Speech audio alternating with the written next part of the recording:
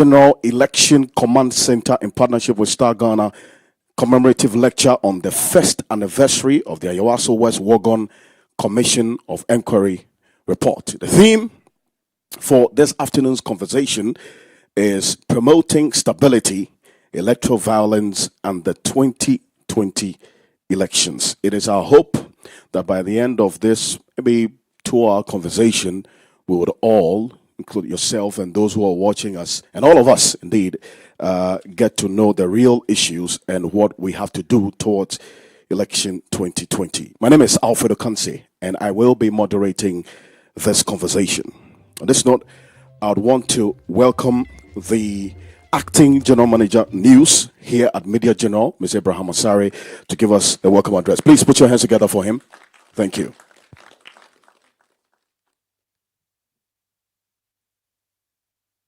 Thank you very much, Alfred, and good afternoon to you all. Oh, I said good afternoon. So a couple of weeks ago, we launched the Election Command Center here at Media General with a pledge to peace. And this, in fact, is in recognition of the nature or the kind of importance that peace would play in our coverage of the elections today, and of course, as we go to the polls to elect a new government. Today's lecture on electoral violence is to recollect the events of last year's violence that erupted at the Ayawaso West Wagon by-election from the point of view of the Short Commission of Inquiry. And we're asking one key question: has Ghana done enough to prevent similar occurrences in this year's election in particular? And by this, we hope to contribute to preventing Ghana's peace brand from being tampered with. This is one of the many election-related activities that your Election Command Center here at Media General has put together for the elections coverage this year.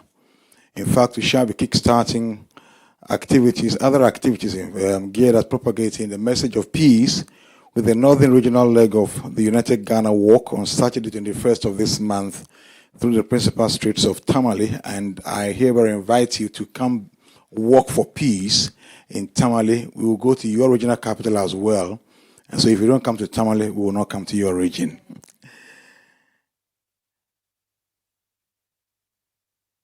This peace walk, when it comes to an end, we shall be listening to opinion leaders and all well-meaning Ghanaians to pledge their peace or their stance for peace, so that at the end of the day, by December 7, we will set another example that Ghana indeed is a beacon of peace in this sub-region of Africa. I'd like to thank you for coming and also thank Star Ghana for partnering with us to have this done today. Thank you very much, and I thank the CEO, Beatrice Habe, for permitting me to do this on her behalf. Thank you very much, and you are welcome. Thank you very much. And that's the Acting General Manager News, Mr. Abraham Asare. Thank you indeed. As he mentioned, we're partnering Star Ghana in doing this, so we'll take a quick message from our partner, Star Ghana. Representative, please, let's put our hands together for her as she comes. Thank you so much.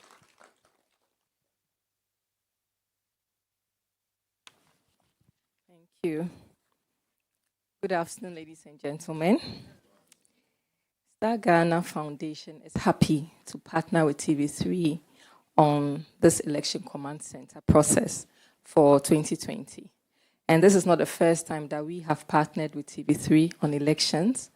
We have worked with TV3 in the previous election, as well as on many other projects and on projects that are of national importance.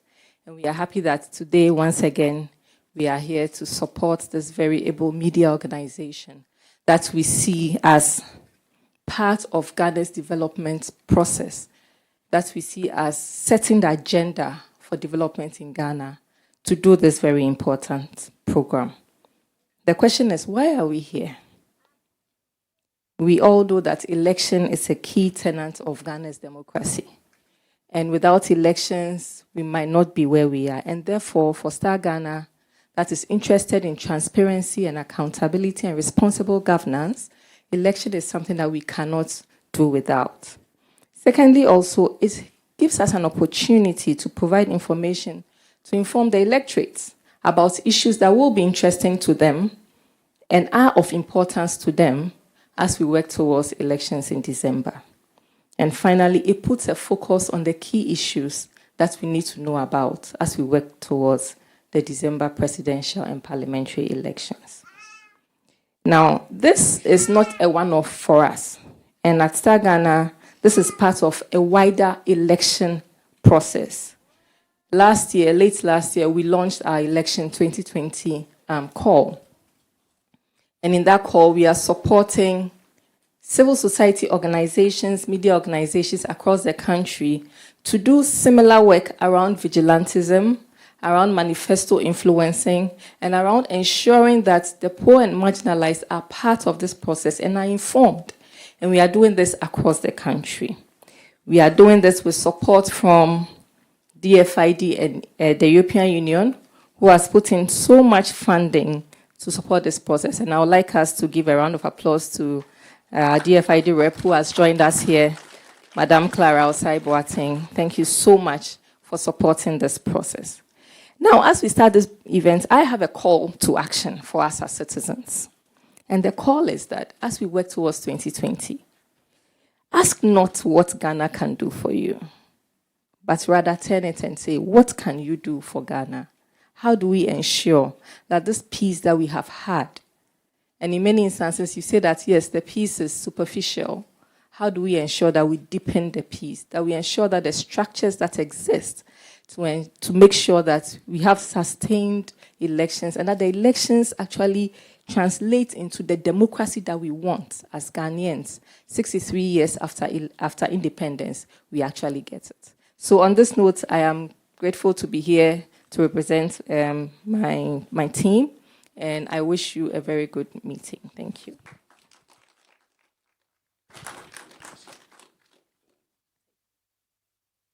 Thank you, Teku. Thank you so much. And this two-way social contract of what Ghana can do for us and what we do for Ghana, it's a two-way contract. So the other one also has to do its bit, isn't it? I think that's really the most important aspect of the whole conversation. So many a times when we quote this, is targeted at encouraging the citizens to give to the country. But then again, the institutions, as you mentioned, the country also has to do what has to be done to encourage the citizens to also do what they have to do. I'm sure we're all on the right page, right? It's a contract. Yes. Thank you so much. Thank you. But on this note, I would want to acknowledge a few persons who have joined us to help us have this conversation. Of course, those of you who are watching us on television, you are an integral part of this whole conversation as well, and we thank you for joining us. We're also live on 3FM 92.7, on Onia 95.1, on Connect FM 97.1 in Takoradi and beyond, also on Akoma FM 87.5 in Kumasi and beyond as well. We're live on 3news.com all across the world, on TV3 Ghana on Facebook, and DSTV channel 279. So together with those of you who are here, we have a global audience who are also very much interested in this conversation that we're having today. Let me acknowledge the presence of Dr. Delali Kwesi Brimpong, who was then Mr. Delali Kwesi Brimpong, who was then the candidate of the NDC during the by-election, the Ayawaso West Wogon by-election. Thank you so much. Thank you for coming, and we're indeed extremely grateful that you made it. We also have another candidate who also stood on the ticket of the PPP in the Ayawaso West Wogon constituency, Mr. William Duokbo, as well here. Thank you very much. And mostly, we go to church on the 31st of December. We cross over to 1st January if you're a Christian. But there's one person who prepares to celebrate his birthday on the 1st of January. He's one of few people I know who celebrates his birthday on the 1st of January. Mr. Alex Sebefia, a former health minister, and former Deputy Chief of Staff in the Electoral, Mahama, and Mills Administration is also here. The Kakre Samoa as well here with us. Please, let's put our hands together for them. We're expecting all the others from the various political parties to join us as we do this together. I'll be acknowledging a number of you as we go on as well. I see many of you here, and thank you for making it. I would introduce the chairman, and he would in turn give his remarks and also go ahead to introduce the keynote speaker for this conversation. Ladies and gentlemen, our chairman for this all-important occasion is Mr. Francis Kweku Poku. He schooled at Opokuwari Secondary School. He also attended the University of Ghana, Legon, and graduated in French with Latin as a subsidiary subject. After graduation, he worked in the security services of Ghana and served in 7 administrations from 2008, from 2001 to 2008. He was Ghana's National Security Coordinator and Cabinet Minister responsible for national security. In 2006, he was awarded Ghana's most distinguished national honor, known as the Order of Volta, for his substantial contribution for peace and stability in Ghana and West Africa. He is resident in the UK, where he was appointed the Chief Executive Officer of 2 UK companies, Africa Reconcile Limited and the Catholic Light Limited. He is a parishioner of the Church of Transfiguration, Kensal Rise. He was appointed by the Archdiocese of Westminster as the chairman of the Africa Catholic Mission, a body responsible for coordinating the work of African chaplaincies in the UK. He is also the Catholic Church representative on the Ghana Christian Council in the UK. He's been married for 42 years with 6 children and 9 grandchildren. Ladies and gentlemen, round of applause as we welcome. Please, let's put our hands together for our chairman, Mr. Francis Kweku Poku. Thank you so much, sir. Thank you.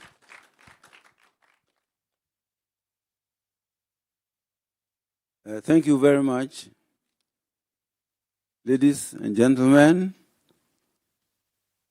Indeed, we are very grateful to Star Ghana for promoting this meeting, and it's appropriate that we review the political scene of Ghana before December. I think we are all witnesses to what is going on in West Africa. There's no good story anywhere. And if we can do so, we have to unite our policies. It does not matter which side you belong to. But I'm encouraged by the political leadership of this country. I look at the president, who was who was a colleague at the University of Ghana, and our late Professor Mills were all contemporaries. And then we know the NDC flag bearer, John Mahama. He's been in Parliament with the current president, and in Parliament there is a lot of coordination when it comes to enactment of policies. And we know our parliamentarians are very excellent. They know how to do things across board and arrive at consensus. So the leadership is to be commended, and there is every expectation that if we are all working very well, we should be able to arrive at consensus. But there are issues that we should not brush aside. Talking about vigilantes, we have been saddled with the problem of foot soldiers ever since I joined the security service. The truth of the matter is that before elections, foot soldiers are needed for the whole electoral process. But my advice to all the political parties is that they should concede the existence of these foot soldiers. They are not animals that you use as and when you wish. These are Ghanaians, human beings, who are needed for a purpose. If that is the case, then there should be a consensus for properly registering the foot soldiers, acknowledging them, and work out a scheme for sustaining them both before and during elections. We should not pretend that they do not exist. So if I'm going to be an advocate for foot soldiers, what I would say is that they deserve a role in the political process, but they should be properly registered, properly controlled. And then the parties will have to work out a scheme for sustaining these soldiers when they are not in power and out of power. So they are human beings, they are Ghanaians, they have no voice, but they've existed ever since I have been in the security service. They play a very important role for all the political parties. Now, we seem to be graduating them into vigilantes. What that word means, I cannot understand. They are foot soldiers. They are properly acknowledged by all political parties. But they need to be controlled. They need to be treated as human beings. If we don't, what is going to happen is that they are going to be used not just against the opposing parties, but they will turn against the political groups that are not looking after them. So they will become a time bomb. Let's not look at particular events, like the events of Ayawaso West Wogon. That's an event. It has to be addressed. But then the underlying causes must be addressed. That is the existence of foot soldiers, which we are all refusing to acknowledge, which the political parties are refusing to acknowledge. So, my dear Ghanaians, let's be truthful. Let's acknowledge what is wrong in our midst. Let us, on a non-partisan basis, try to find solutions. I believe we are getting there. The political process is encouraging. There will be mistakes. And all political parties will make mistakes. But let us be objective and find solutions. I'm encouraged today because I'm assured that there are enough good people here who will come out with solutions so that we will encourage all the parties to subscribe to non-violence come 2020. And this is a process not affecting just the political parties. It's for the whole civil society. We want Ghanaians to be involved in the process, and we want all groups, faith groups, NGOs, everybody, they are all part of the process. It's not a question of stigmatization. We need to find solutions objectively as Ghanaians, because peace is good for all of us. It does not matter who emerges, but then let's get the political environment right so that we can all contribute to the well-being of this country. Thank you very much. And I'm pleased to have this as the speaker, Dr. Ike Abuchi.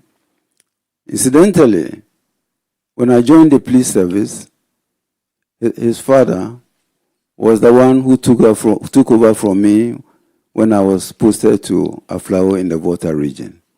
So I know his late father, and I'm very proud of his achievements, and he has played a very important role both within the law establishment and also his contribution to civil society.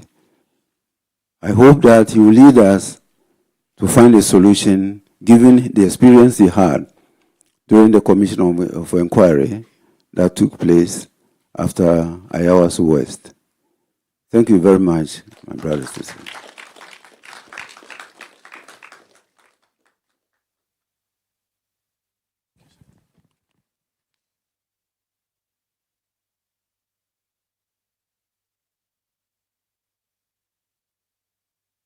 Distinguished Chair, former Ministers of State, fellow Ghanaians, I'm honored to present this short speech or lecture on promoting stability, electoral violence, and the elections 2020. I have always reacted with skepticism these days when I'm invited by the media to speak on anything related to elections and security for that matter.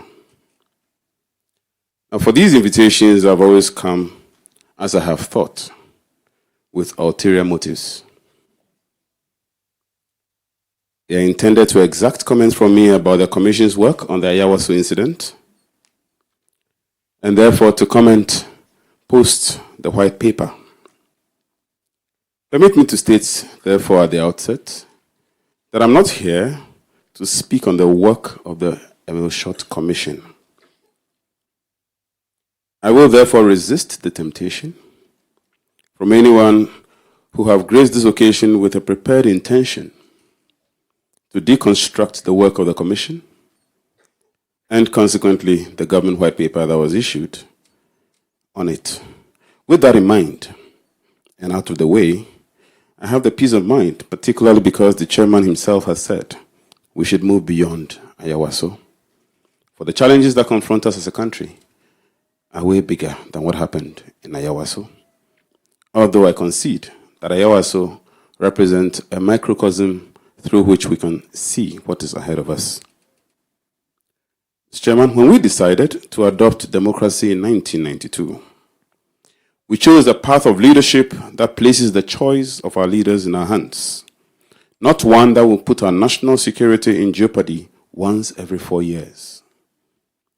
I say this carefully because when we elected our first leaders in 1992, we did that with the joy of having been participants. We did not do that bearing in mind that after every 4 years when we have to go to the polls, we have to be afraid for our lives. In choosing democracy, therefore, we implicitly prized ideas over silence. We chose dissent over consensus. We upheld participation over one-man rule.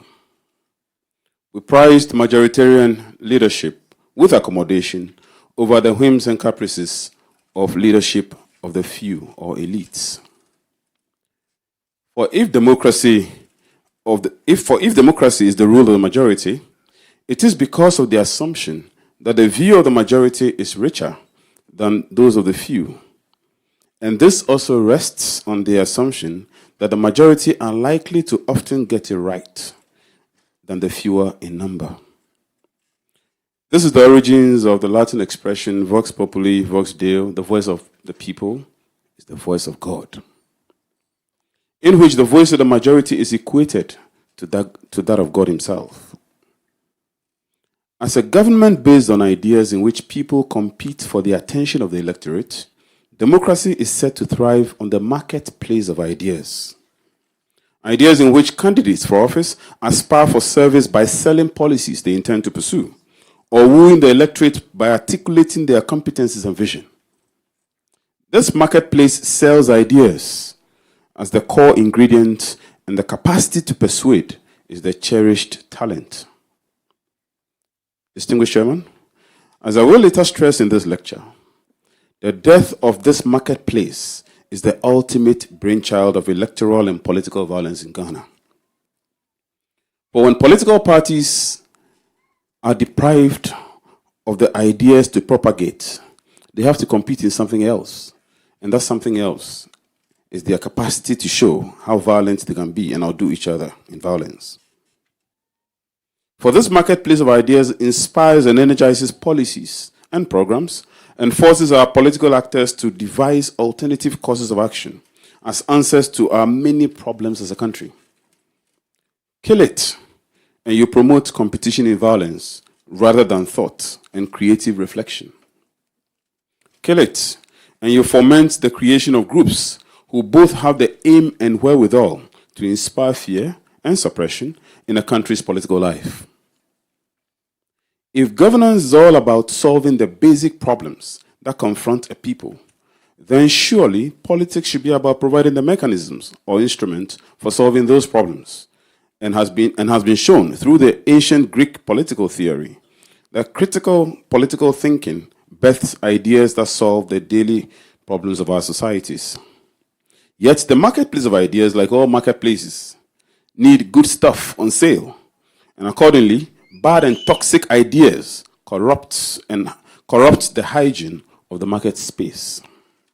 Indecency and foul language, rabble-rousing, and generally negative communication within a public space undermine the spirit of democracy and endears the loud to the centers of power. Indeed, today, the loudest people among us are those who are likely to do well when a party wins power. The ones who can insult the most are those who are heard the loudest by the president who wins the next election. We have gotten to a point where the incentives are wrong. And when the incentives are wrong, the action is equally wrong. This notwithstanding, it is generally agreed that bad speech in itself is preferred to no speech. For in the end, democracy is about divergent views, however abhorrent. The story is told of Frederick the Great of Prussia many years ago, who asked that a critical piece that has been published about him, but which was hanging high, should be placed in a manner that is more readable. While his intentions in the story is far from noble, his accommodation has been touted as an example in the pantheon of leaders who recognize the right of citizens to say what they will in a democratic environment. Elections are at the peak of the marketplace theory, as they provide the means of a concrete expression of citizens' choice and opinion in governance. Elections allow for a definitive interaction between the citizen and their leaders, and is designed as an instrument of accountability for returning leaders. They therefore enable a completion in ideas and compel creativity at various levels. In advertising, therefore, themselves and their competencies to serve, leaders submit themselves to questions, interrogations, etc., and the citizen is benefited by the alternative choices presented, coupled with the abundance of information offered in the process. Yet, since its inception, elections have always tested the resolve of our country under the Fourth Republic. Often the platform of elections has been exploited to reignite certain tensions that have always existed within the Ghanaian social fabric. Our chairman is an expert security personnel. Among these are tensions of ethnicity, often false, rivalry and hatred that is said to exist and persist among the various ethnic configurations of our country. Political actors exploit these, generate fear in each other, inspire us to be afraid of the other, who doesn't belong to our ethnic group, but who's aspiring for office and in need of our votes. Economic tensions. Tensions arising from a variety of economic factors, including access to resources, people not being given the same entitlements as all citizens, simply because they are alleged to belong to the wrong political party, or in many cases, even merely suspected of belonging to the wrong political party. Hopelessness within the employment space. Many people are afraid that after elections they are going to lose their jobs, and by reason of that, they are forced and compelled to engage in all kinds of things designed to help or assist a political actor, often misplaced and often misinformed in terms of the basis of their actions. Power exclusion or tensions in the area of power. The fact that when a party wins power, all others are excluded, so-called winner takes all, and by reason of which people will kill just to stay in power, and others will kill just to gain access to power. The persistence of these tensions have implied that Ghana's democracy has in fact operated on two layers of foundations, namely a stable layer which generally endures and a semblance of stability during the larger part of the 4 years within which regimes are in office, and the fragile layer which comes to the fore within electoral years, during which period the regime encounters all forces of instability. The fragile layer reflects the ghosts of our past and how a lot of our political history has remained as we are in the past. Ethnocentrism has been with us right from the very early days of independence. So has the politics of corruption and the rule of law. Any cursory review of a coups in our political history will reveal that many of these were staged on the back of allegations of corruption and the failure of the rule of law to uphold political office holders to account. While electoral violence has almost always been with us since the days of the UGCC and CPP, these have normally been dispersed, amateurish, and uncoordinated. Regrettably, in recent times, however, electoral violence has grown in sophistication, complexity, depth, and dynamics. Unlike in the early days of the Fourth Republic, the violence is now more deliberately perpetuated. Electoral violence is now carefully planned, organized, and deployed by groups trained and skilled in the art of the business. Political parties have now come to expect to benefit from the activity and enterprise of electoral violence. The endurance of electoral violence has spurned a peace industry, and this development reflects the quarterly security challenge confronting the Fourth Republic I spoke about earlier. The time is ripe in this lecture to consider some of the causes of electoral violence or heightened security threats during elections in Ghana. The following, among others, can be identified. 1. Polarized politics.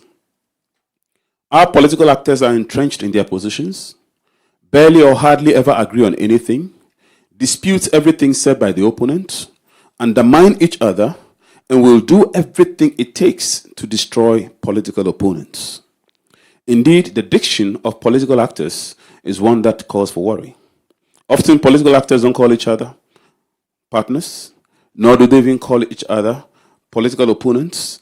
They use the harsh word, enemies, our political enemies. Enemies are designed not to be friended with. Enemies ultimately are to be destroyed or demolished even when one has a capability or capacity. The diction in our politics demonstrates the entrenched position of our politics, and it probably is one of the most dangerous aspects of our politics that threatens the very stability of the Fourth Republic. Political actors see each other as enemies, and this enmity threatens to destroy the very fabric of our politics. Our political environment is therefore charged to the hilt and is threatening to explode. The polarized character of our politics threatens and undermines everything called stability as far as our democracy is concerned. And it explains why political actors on different sides of the divide are very happy to destroy each other as much as they can. It explains why there's hardly any truth in our political fabric, and it explains why even common sense has been politicized. Truth is only truth when spoken by your political colleague, not your opponent. The next factor which undermines our politics by way of violence is the issue of the convergence of political party ideologies. This position may appear counterintuitive on the face of it, because convergence ordinarily is good, and convergence should be accepted. But here's my explanation of why convergence has become a problem for us. In the early days of our Fourth Republic, the NDC prided itself of being a party that propagated and promoted social democracy. And therefore, the NDC was a social democratic party. I'm referring to the two large parties. The NPP prided itself in being a free market, free enterprise political party. These two parties, on the face of it, distinguished themselves on these bases. Then the Fourth Republic ruled on. After the end of the first regime of the NDC in 2000, the NPP came into office. The NDC, ironically, was the party that actually started the diversification or the divestiture of state-owned enterprises. The NDC pioneered and promoted some of the most capitalist policies of our country. A lot of the deregulations and a lot of, increment in prices, among others, initially started with the NDC. And that explains a lot of the demonstrations in the latter part of the 90s. The NPP came into office, and the NPP constructed and promoted some of the most socialist policies that you can encounter. The LEAP was supposed to have been an NPP policy. The National Health Insurance was supposed to have been started by the NPP. You can count and go on and on and on. The two parties appear to have merged at a point. And that measure is that both the NDC and the NPP are both free market economy, free enterprise parties, and at the same time, social democratic parties. The parties are in the moment and in the circumstances struggling to differentiate themselves from each other. Policy-wise, the parties are trying to distinguish the basis of their origins and their not only competencies, but actually their capacity to deliver better on those same programs that the other parties appear to speak on, or the party on the other side of the divide. Convergence has become a challenge. And part of the reason this has been, of course, we can't ignore the fact that the World Bank and other international organizations are largely responsible for some of these things because they have funded policies and programs on the basis of certain institutional orientation of these entities. So in that respect, it has become difficult for these parties to speak to Ghanaians on the basis of distinction. In my opinion, respectfully, that partly also explains our violence. That the parties are no more speaking to us on ideas. They are trying to outdo each other on the basis of fear. The next reason why we appear to have a problem in terms of electoral violence is what I call the politics of gangsterism. It appears that these days our politics reward people who make the most noise. Our politics appear to reward people who can destroy the most. Our politics appear to reward macho men. Our politics appear to reward strong men.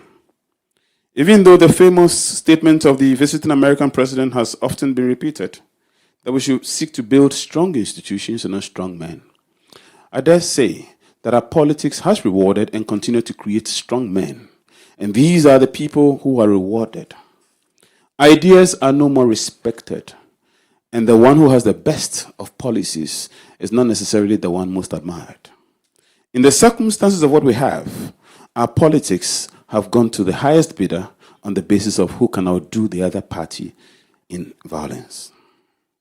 The final point, and I'll revisit this, the final reason why we appear to have so much violence in our politics, and this probably, in my opinion, is the most difficult one, is the politics of exclusion.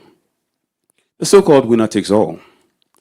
In other words, when a party wins power, the party sees itself as having benefited from the toils of being in opposition. The party sees itself as the time having been ripe for it to now benefit from, if you like, the resources of this country. And by the resources of this country, that extends to employment, employability, that extends to all other allocations that one can think of. By logic, any other person who doesn't belong to that political party, or people who are perceived to belong to the other side, are excluded. The concept of winner takes all speaks to the fact that the winner of an election enjoys, quote and unquote, the booty. The danger of the winner takes all is that it creates a sense of political death for the loser. The loser of an election can be sure that for the next 4 years and possibly 8 years and beyond, you may be in a wilderness that may mean the very essence of life and death. What that means is that we have heightened the cost of political power. The cost of losing political power is so high that death may be good in some circumstances. Now, the effect of these is the gradual normalization of violence in our electoral politicking. And with that has come the weaponization of elections in Ghana. Opposing parties used or benefited from the perpetration of violence during elections and the forcible seizure and theft of ballot boxes that have been accepted as a reality of elections in Ghana, in our country.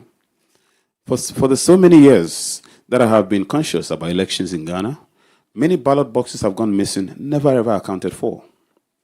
It will be interesting for the electoral commissioner, or the electoral commission actually, to one of these days advise us of the political or the history of ballot boxes that disappeared. Were they ever found? And if they were found, where were they found? And in whose possession were they found?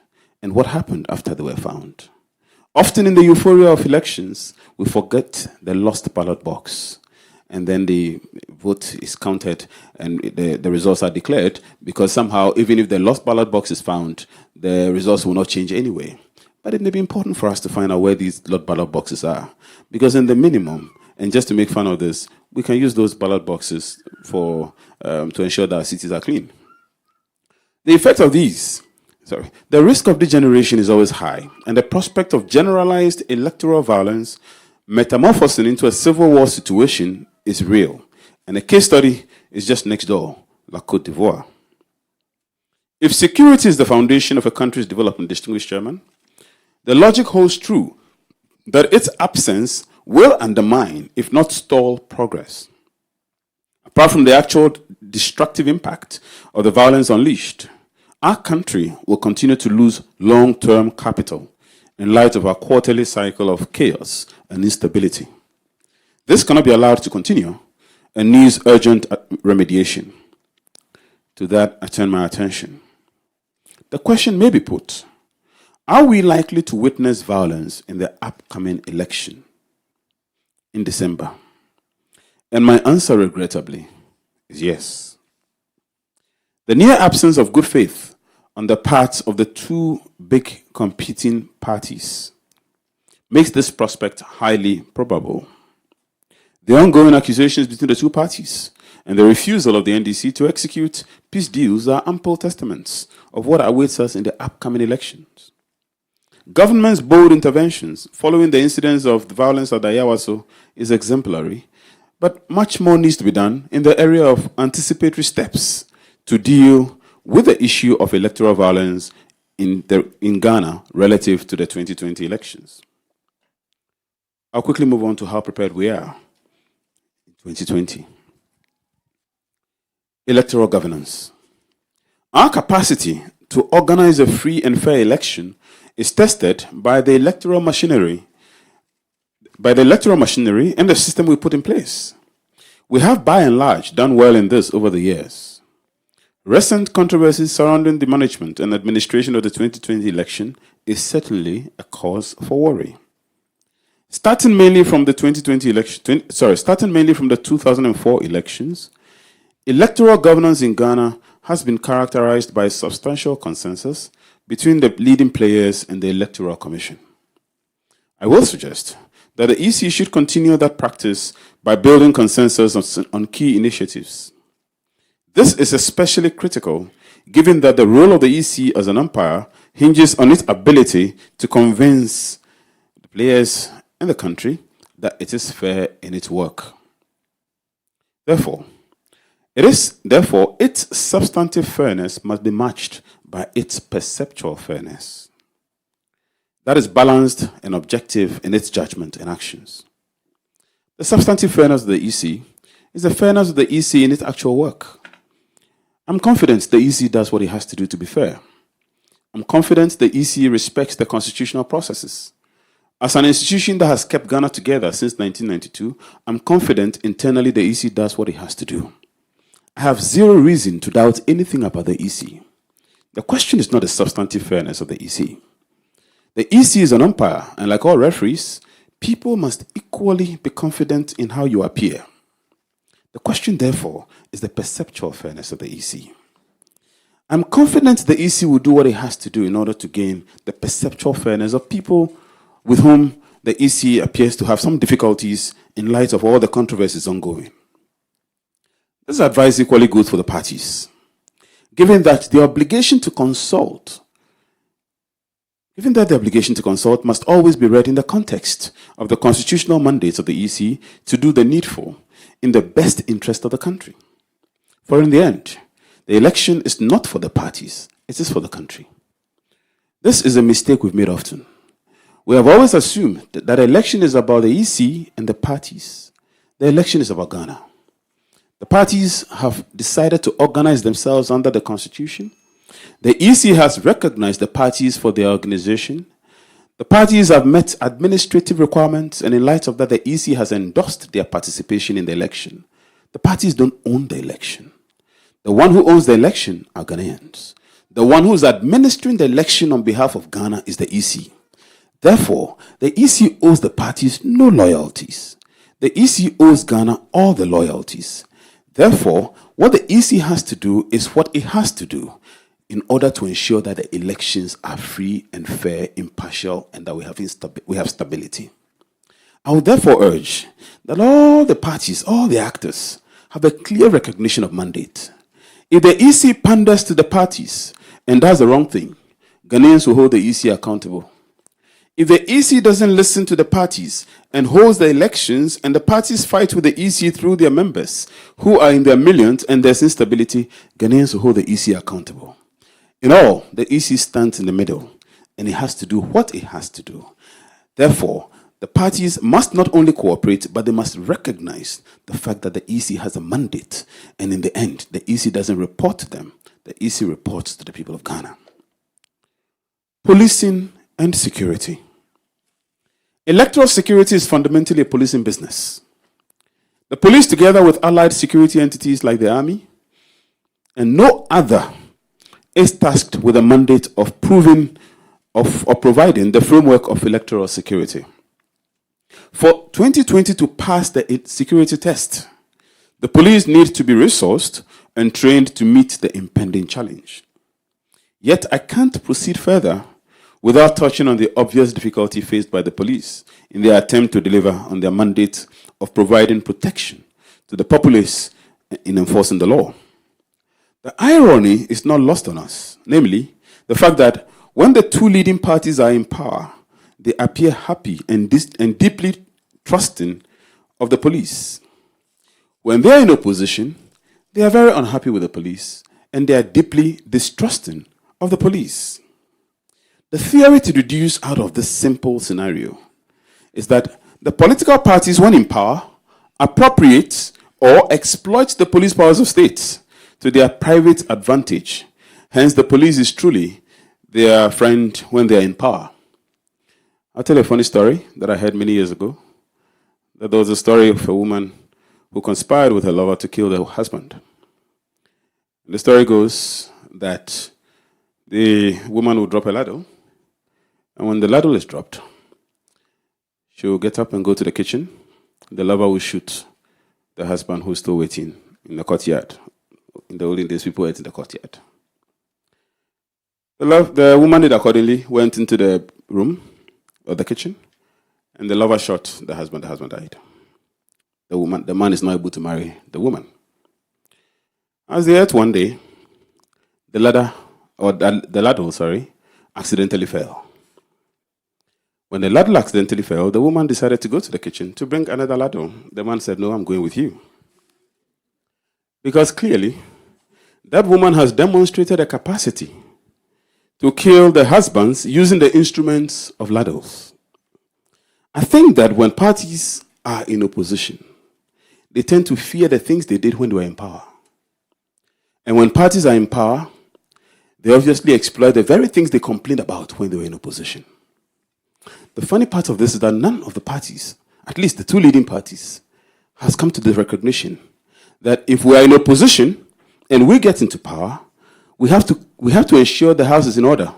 So when we are in opposition, that house we put in order can take care of us. And when they are in power, it's astonishing that they forget the day will come, someday in the future, when they may need the police to be upright. First, the police as an institution itself must have clarity on whom it serves. And I think this is a fundamental point. The police sometimes appear to have that confusion in mind as to whom it serves. And I've heard many people say that the police serves the people of Ghana and must not even take orders from the president or must not take orders from the executive. Well, I differ with that. Policing is an executive act. And in Ghana, and that's why the vice president is the chairman of the police council. The police ultimately have their loyalty to the government. And in Ghana, under the constitution, the government under Article 296 is defined as the executive authority, which is also further defined as the president.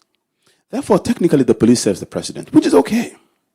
Because the president holds authority on behalf of Ghanaians, and the president has the mandate to ensure that you and I are safe for the period he's president. The problem is not the loyalty to the president. The problem is the loyalty of the police, apparently, to the political party in power. Now, while loyalty to the government is constitutionally sanctioned, the police has no obligation to serve the parties. The tendency to blur the lines between the party and the government has largely accounted for the suspicions by parties in opposition of the neutrality of the police service and allied agencies. When police officers or when the police as an institution takes orders from, police commanders take orders from party heads and leading party figures, then clearly we have a problem. It is a truism that a party makes the government, but when elected, they are separate, and the blurred lines between the two must not confuse the police. Mediating bodies. The success of the 2020 election will be largely dependent on the effectiveness of mediating bodies and adjudicatory institutions in dealing with the potential and actual conflict points that may arise. The Supreme Court has done fantastic in preserving confidence as far as electoral disputes is concerned so far. I'm confident that bodies or courts that are set up to deal with electoral disputes, especially the Supreme Court for electoral petitions, will still be active when the disputes are presented, when people know there's an opportunity for recourse to settlement that inspires confidence. People do not fight. I dare say this, bearing in mind that the Supreme Court decision in the matter involving Nana Akufo-Addo and others, and John Mahama and others, actually made a statement that has in many ways been construed by many people to mean that elections are won or lost at the polling station. Therefore, fight it out there. Many have construed that decision to mean that. In spite of that construction, I dare say that people will still have to resort to the courts, the Supreme Court, because any attempt to fight it out at the polling station to determine who won and who lost, when done illegally within the context of violence, the consequences of our criminal law will have to kick in once there's stability. These bodies, notably the Peace Council, has represented a voice of reason and calm during the turbulence of the election fever, when the heat and the noise of the moment tended to trump everything. I will suggest that the Council, if not already doing the same, should map out the conflict points and strategize on cooling those points and or assuaging them. Given the experiences of the past, it will also help if the Council deepen its engagement of the parties on their grievances and deal with them. The recent role of the Council in the electoral register saga and the failure to achieve a consensus foretells of the challenges awaiting the Peace Council.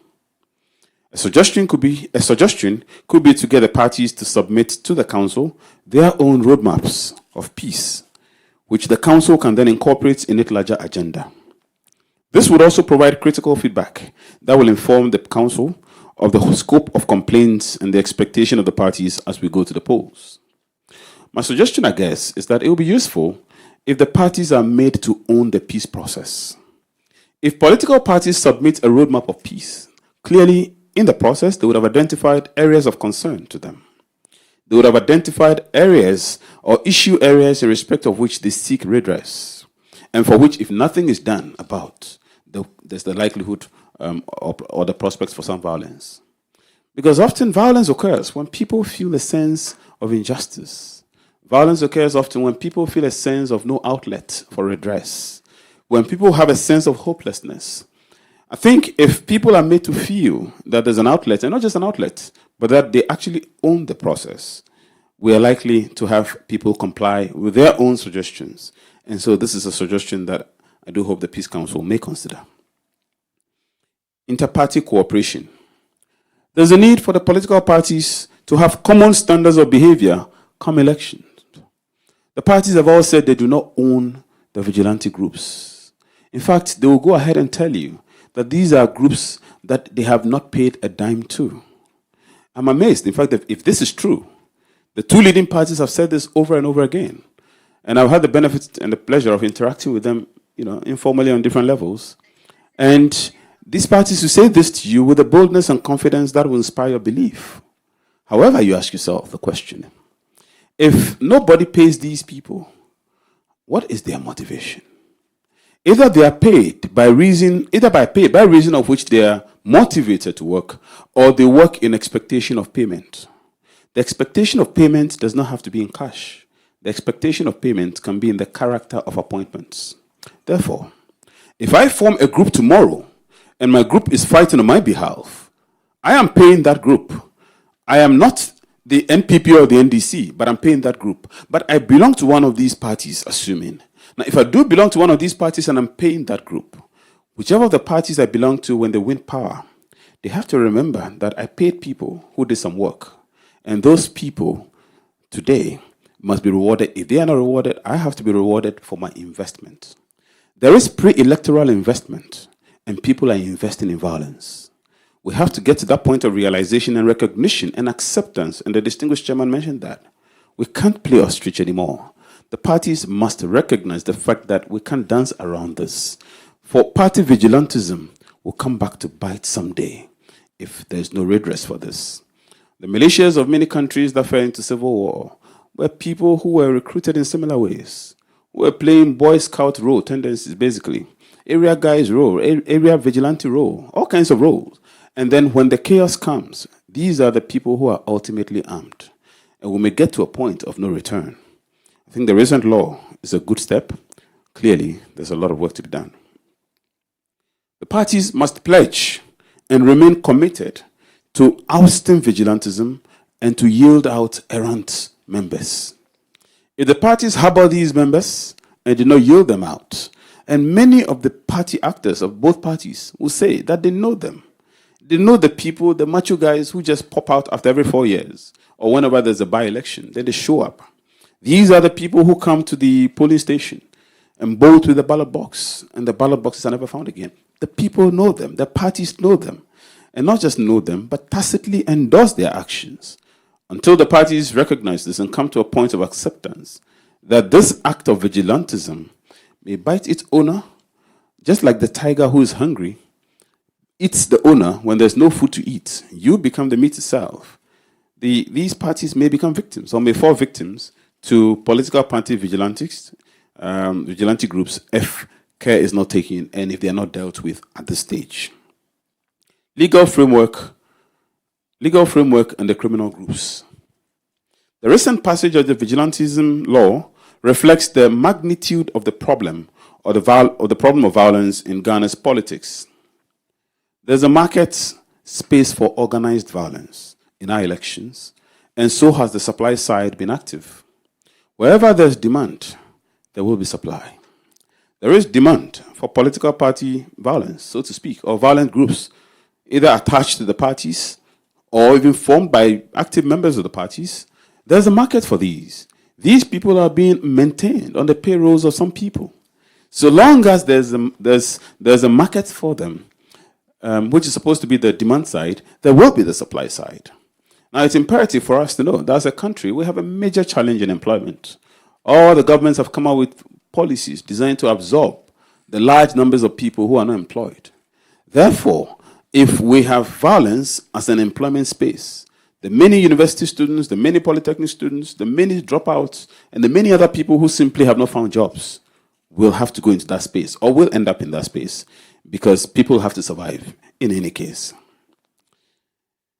There's an act or this act or behavior needs to be treated purely as a criminal act and enforced as such.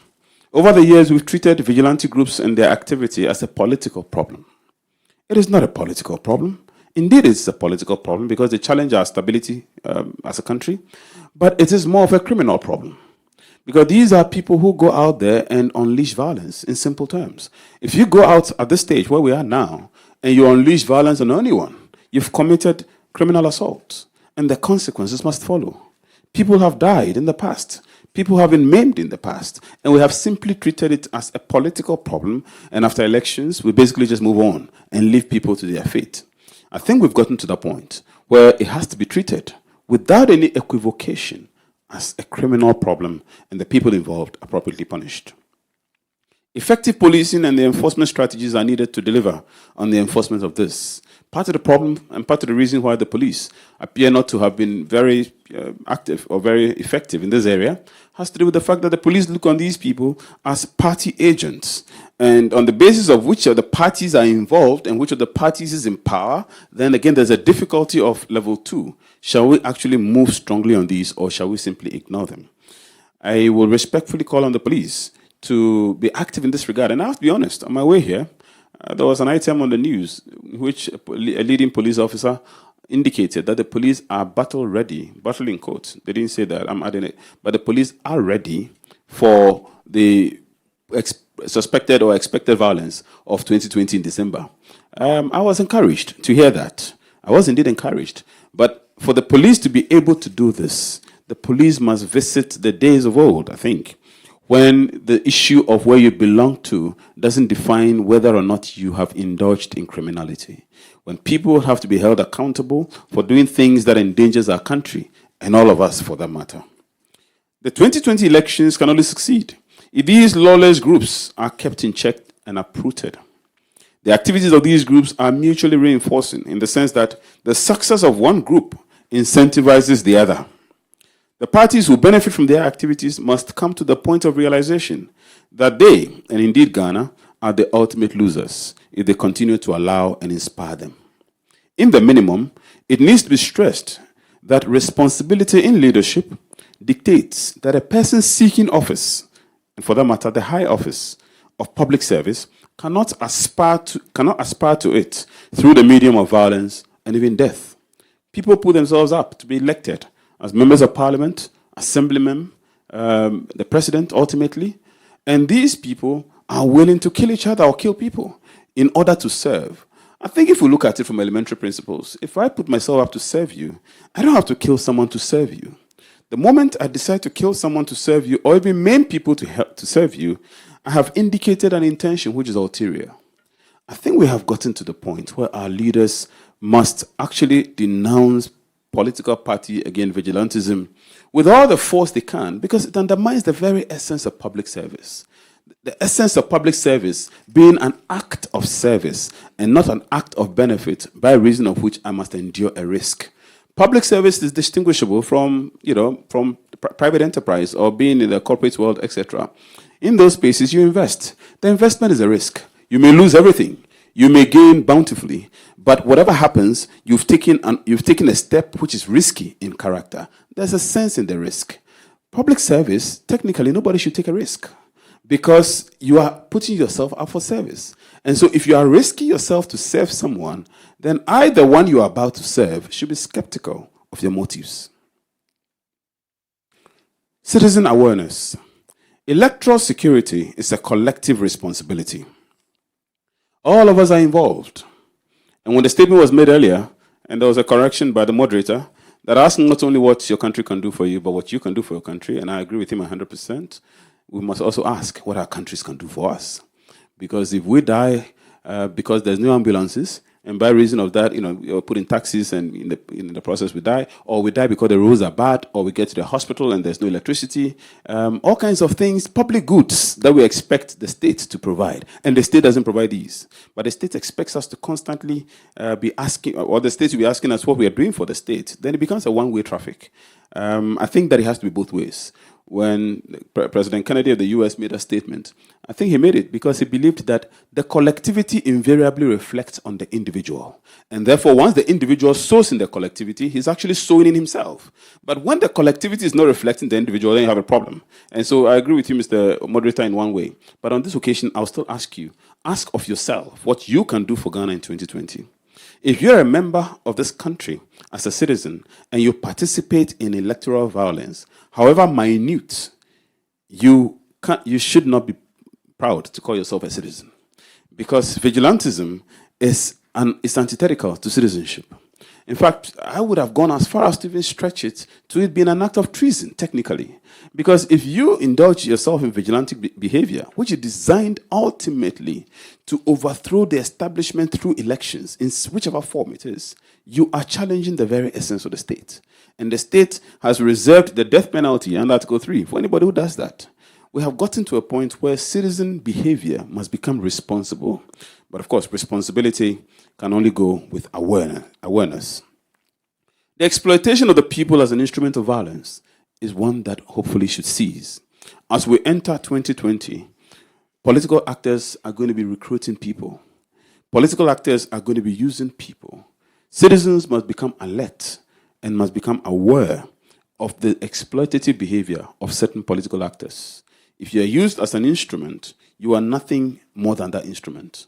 You are not worthier than the instrument. You are just a means to an end. And none of us should lend ourselves to being used as a means to a destructive end.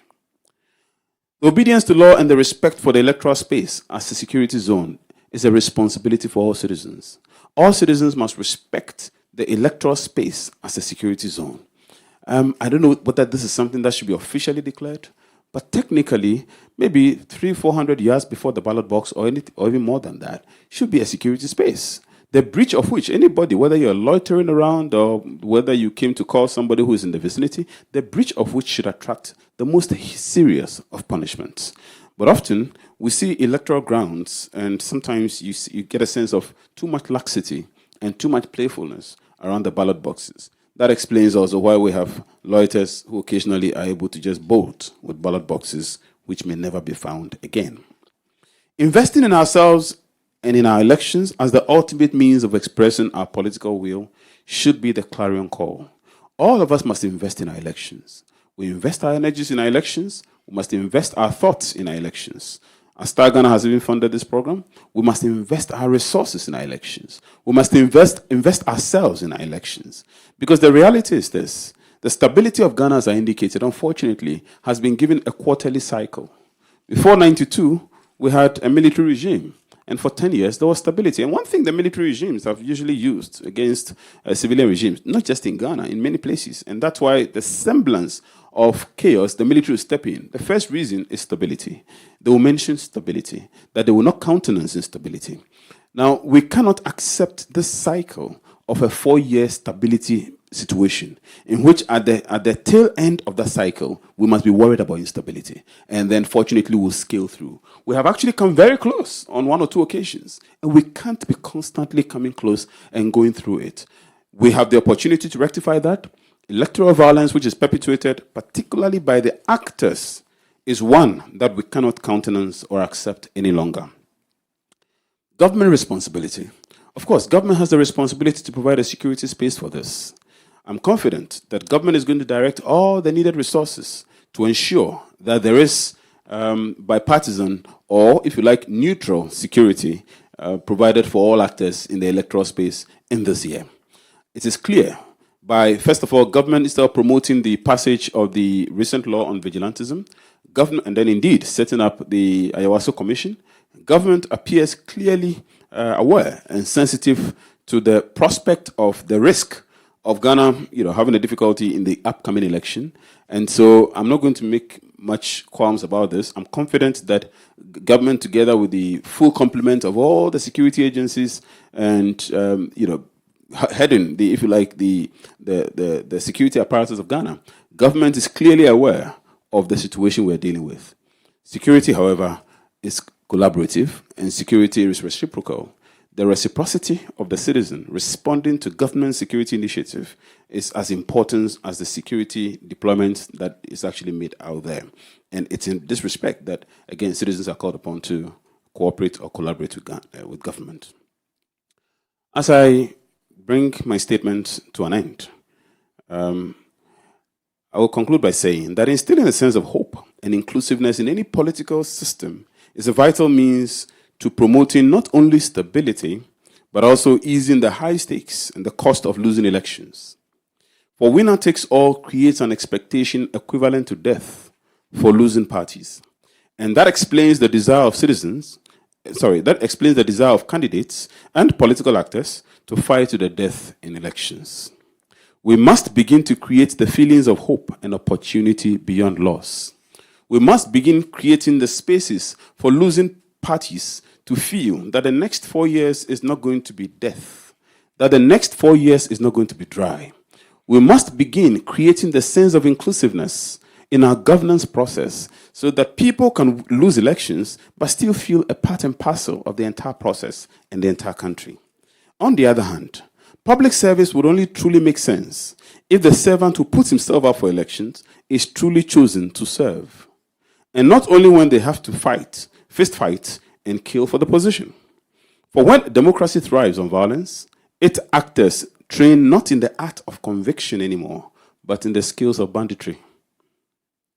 We are at that crossroads when political parties, the citizenry, and government must unite in the cause of fighting the common threat of violence that haunts our evolving democratic experiment. Thank you.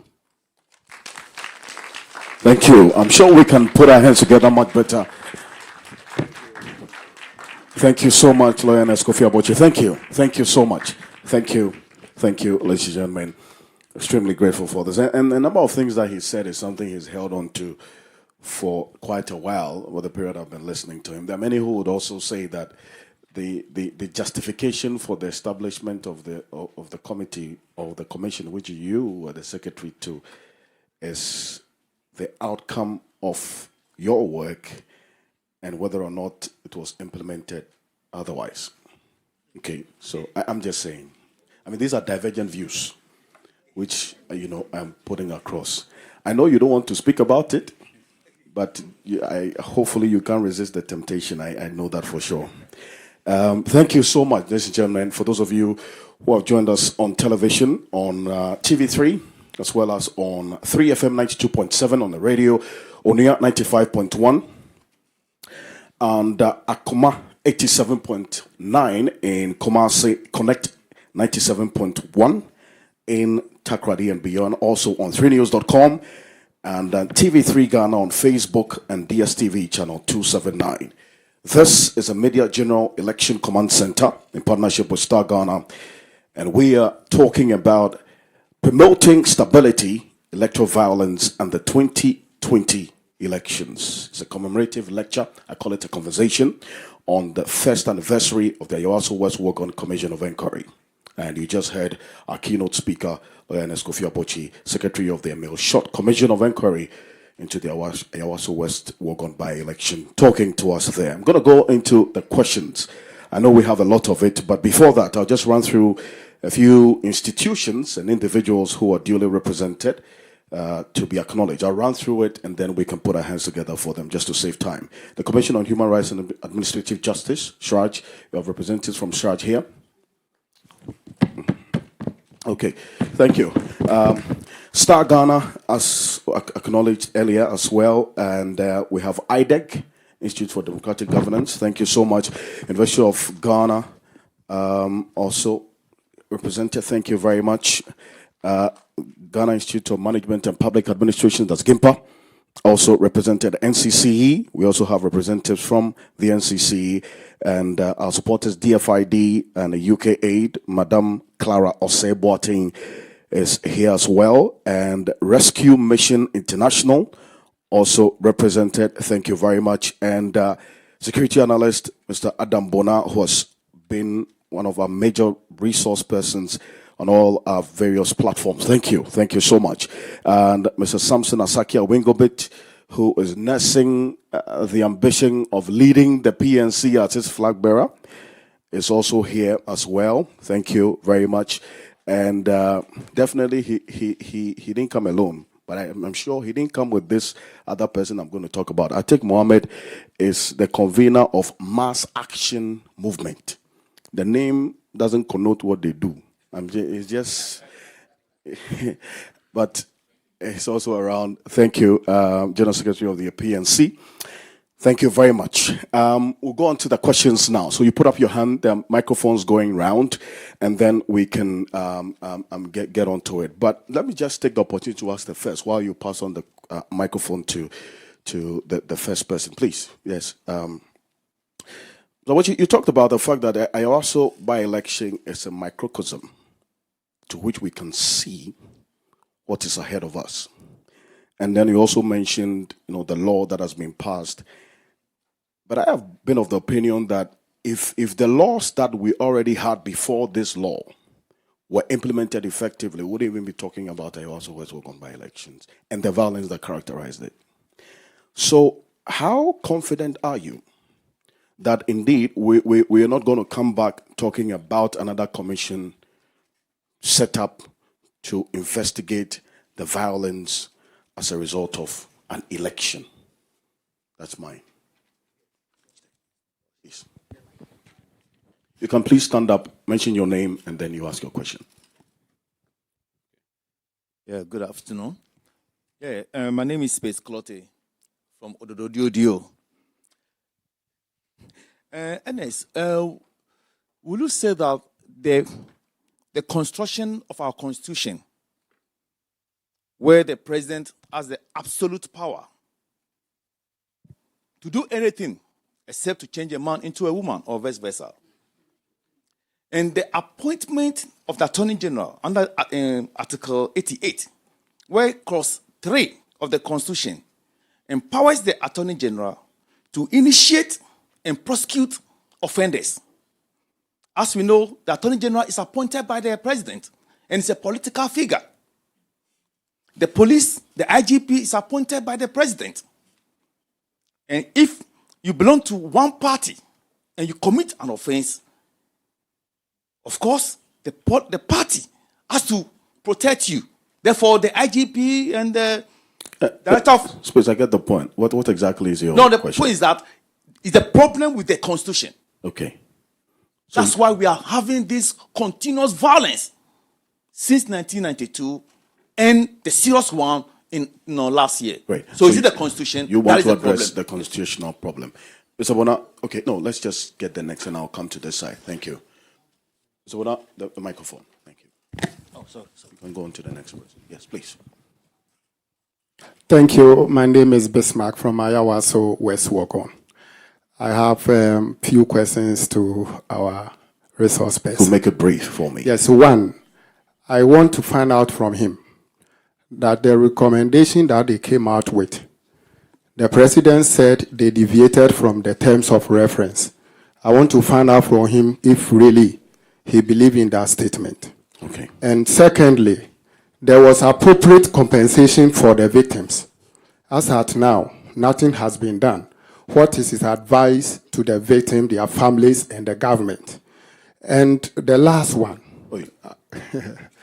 the last one I want to find out from him. He made a comment or through a statement during his speech that the NDC failed to submit to a peace deal. If he can tell us if he knows something that probably the general public doesn't know about that peace deal. Thank you very much. Mr. Boti, let's take this first set of 4, I think. Maybe 5, because there are 3, 2, 1. Yes. Okay, thank you. So about the new law, it is true that we are very good at passing laws and we are not as good at implementing them. I think we all know this. The statement you made is also true to a point as to whether the existing laws could not have solved the problem. Because as I mentioned to you, a lot of the issues surrounding vigilantism are straightforward criminality.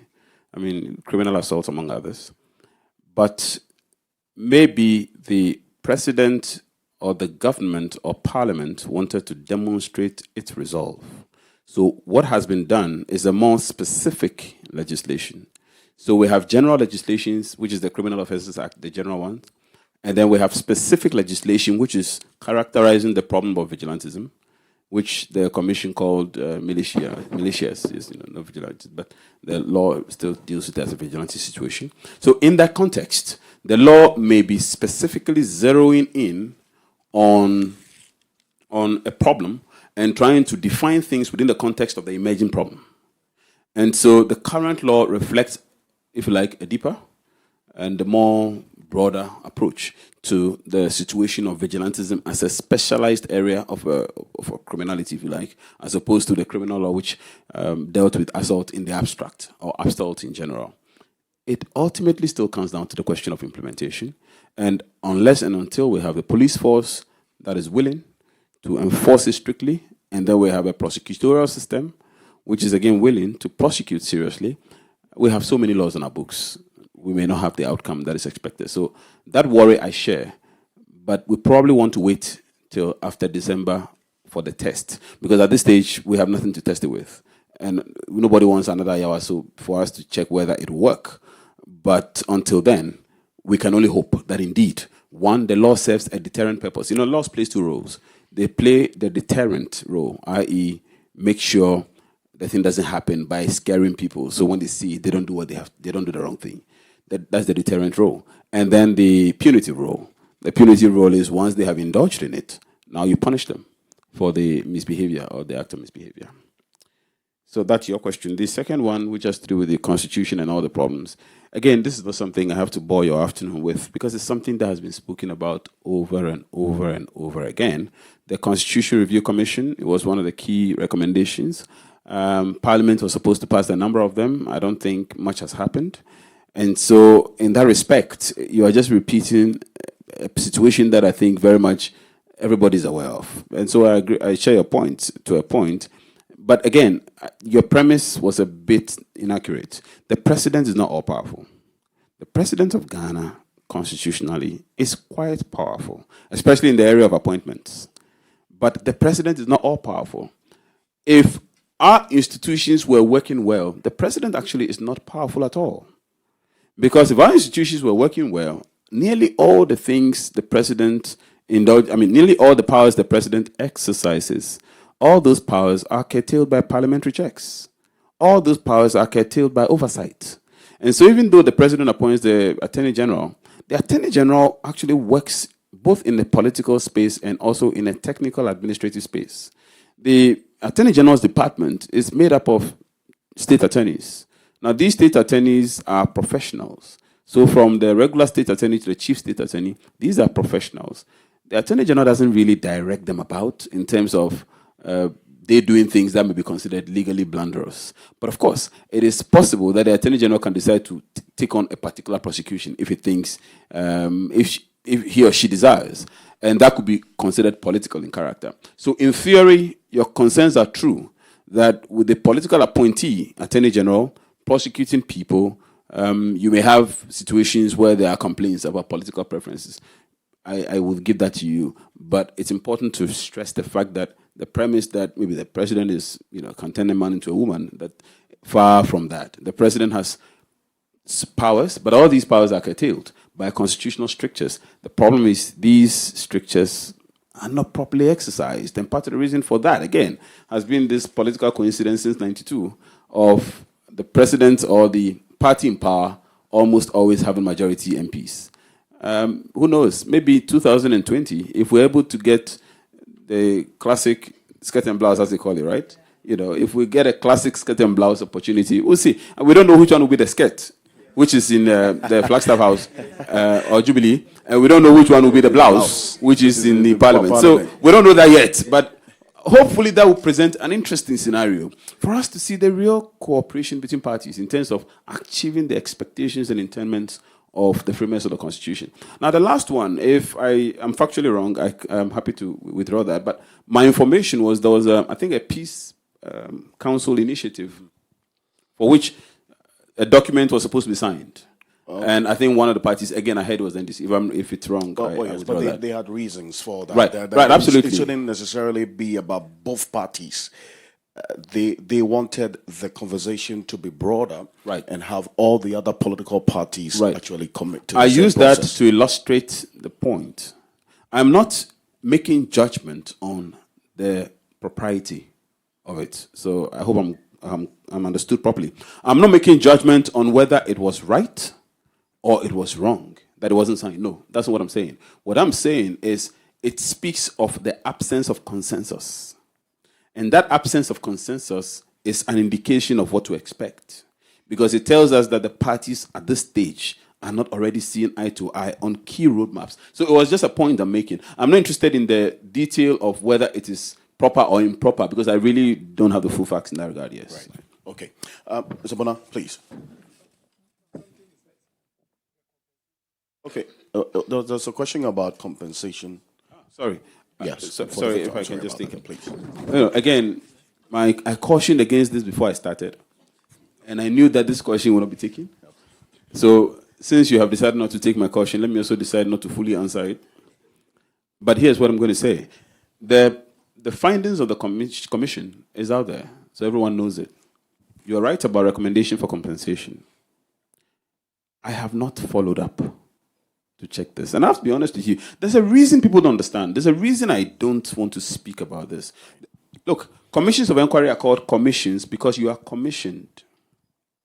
When you finish your work, you are decommissioned. That's what it is. So, as I sit here, I was introduced partially as the secretary to the commission. I'm not. Because there is no commission. I was commissioned for a period. I have been decommissioned. Once you're decommissioned, you have no mandate. So I can speak as a citizen. I can speak as Kofi Abu. So I'm doing this now as a citizen, but speaking in a manner that compels me, and if I'm not careful, unwittingly forces me to speak as if my mandate continues. It's not only illegal and also unfair to my appointer, but it's actually misleading for you. So I haven't followed up. Once we finished our work, we presented our report. Everything else beyond that was for the entity to whom our report was submitted and our work was done. So I'm sorry, but and I'm honest. I'm serious about this. I really don't know whether compensation has been paid. I haven't followed up. No, I think that's fair to the extent that the implementation of the recommendations is upon your appointer. Is it the case? Correct. Thank you. Thank you very much. I don't know if I can ask the chairman questions as well. Yes. Yes, and I'll encourage that. I'm sure Thank you. It could be brief. I understand we have just about Mr. Chairman, 15 minutes. Yes, please. I'm sure most of us who work within the security space are aware of you and your good works you did. But we are witnessing a scenario where we have a Minister of Interior and a Minister of State within the Interior Ministry. And those of us who follow elections and work with the security agencies will tell you that usually the Interior Minister would delegate his powers to the Deputy Interior Minister to take charge of election issues and report to him. And so you have the election task force chaired usually by the Deputy Interior Minister reporting to his boss. At the moment, as we speak, 2020 elections, we don't really have a Deputy Interior Minister.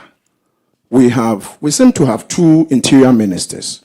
So I don't know whether, in your own estimation, this is right, since we are talking about stability. The other thing has to do with the Speaker talking about hearing the police, talking about, they are battle ready for 2020 elections. And he said, well, they should be, but I say no, they are not battle ready. There is a battle that is ongoing within the MPP. They are internal elections, and they are beating each other. Yeah, primaries. And nobody has been arrested. And we seem to have a certain vigilantism law passed, which I said, I wouldn't use the word here, but it's unnecessary because it can never be used. And so I would have wished that probably you would have addressed that issue where we should have tested that law on the hoodlums who are beating each other. But that hasn't been addressed.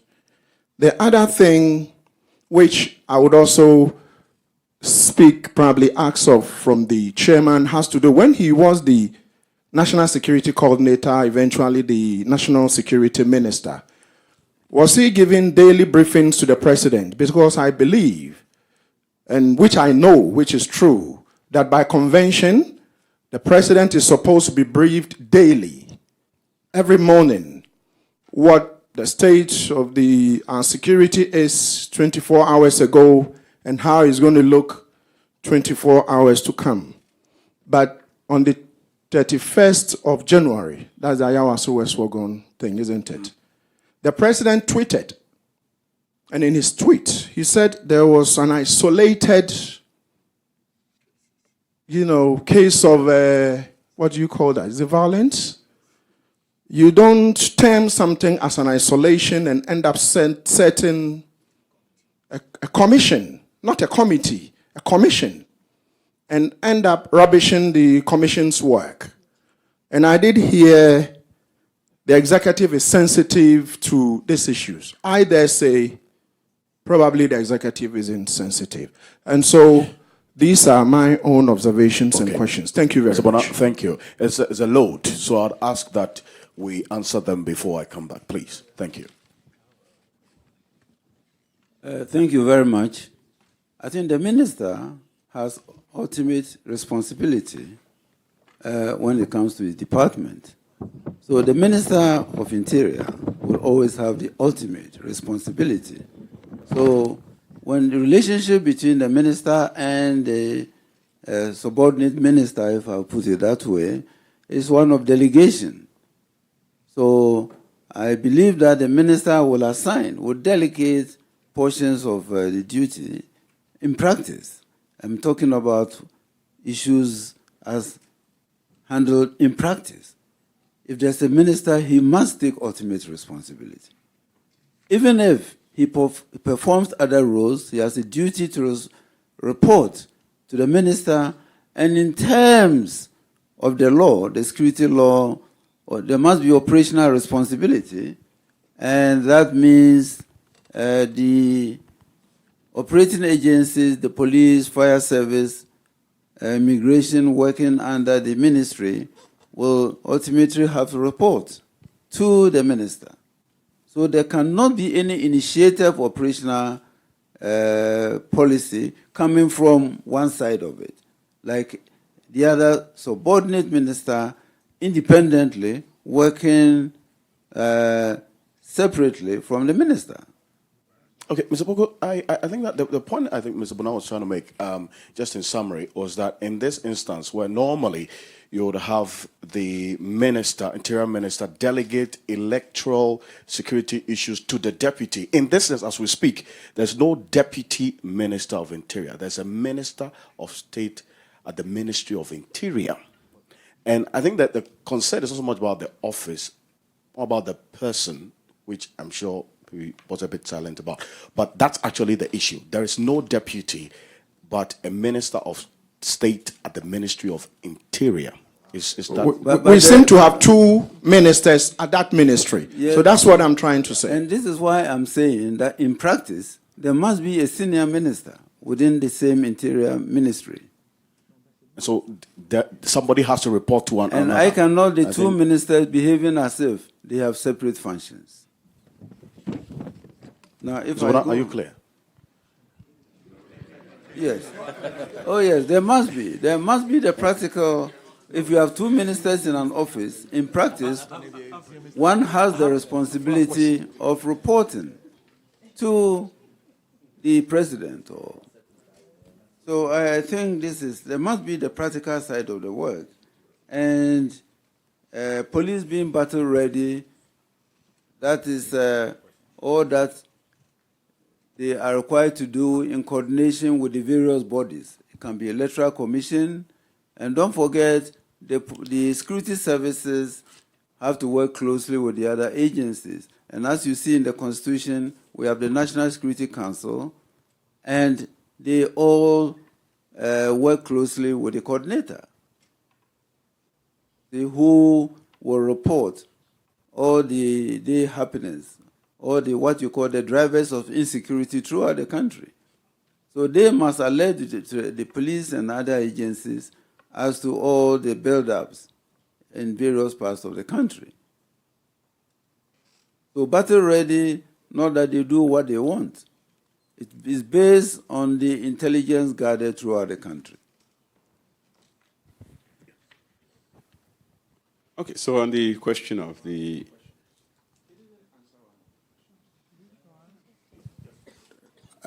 Mr. Chairman, respectfully, I wanted to know when you were the security coordinator, were you giving daily briefings to the president? And my reason is that it looks like the president was not giving proper briefings the morning he was leaving the country when Ayawasowa's wagon has just unfolded. And his tweet actually suggested he was not up to date with our security challenges of the country. Well, generally speaking, I will not put any time frame to briefing. It's as and when. I can brief the president 10 times a day, depending on the happenings throughout the country or happening abroad.